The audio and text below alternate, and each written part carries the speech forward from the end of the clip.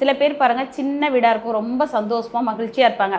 சில பேர் பெரிய வீடு கட்டியிருப்பாங்க, மன நிம்மதியே இருக்காது. சில பேர் வீட்டுக்குள்ளே போகிறப்ப பார்த்திங்கன்னா நிறைய நெகட்டிவ் இருக்கும். எப்போ பார்த்தாலும் வீட்டில் சண்டை சச்சரவு, போராட்டம், பிரச்சனை, அழுகிறது, இந்த மாதிரி சொல்லிக்கிட்டே இருப்பாங்க.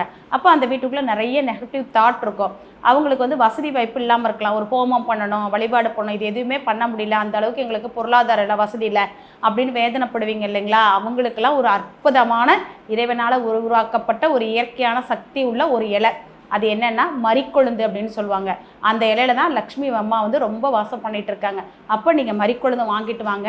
வாங்கிட்டு வந்து உங்கள் வீட்டை வந்து கல்லுப்பு, மஞ்சத்தூள், அது இன்றைக்கி டைல்ஸாக இருந்தால் வலிச்சுட்டுக்கங்க, இல்லை கழுவி விடுறது உங்களுடைய சௌரியம் தான், எப்படி வேணாலும் பண்ணுங்கள்.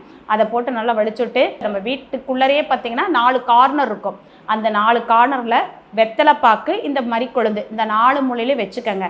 வச்சுட்டு சாமி கும்பிடுங்க. உங்கள் வீட்டு நிலவாசல் இருக்கு இல்லைங்களா, அதில் வந்து மாட்டு கோமையம் இருக்குது பாருங்கள், அதை தெளிச்சுட்டுக்கங்க. மாயில் தோரணம் கட்டுங்க. இப்படி தோரணம் கட்டி பாருங்கள், உங்கள் வீடு அப்படியே மகாலட்சுமி மாதிரி ஐஸ்வர்யமாக இருக்கும். அந்த வீட்டுக்குள்ளே சண்டை போடுற எண்ணமே வராது. ரெண்டாவது இன்னொரு விஷயம், உங்கள் குடும்பத்தில் எல்லாருமே ஒற்றுமையாக உட்காந்து பேசுறதுக்கான வாய்ப்புகள் நிறைய உண்டு. இந்த மரிக்கொழுந்து வந்து மனிதன் வந்து வசியமாகக்கூடிய சக்திகள் உண்டு. இதை செஞ்சு பாருங்கள், ரொம்ப நல்லாயிருக்கும்.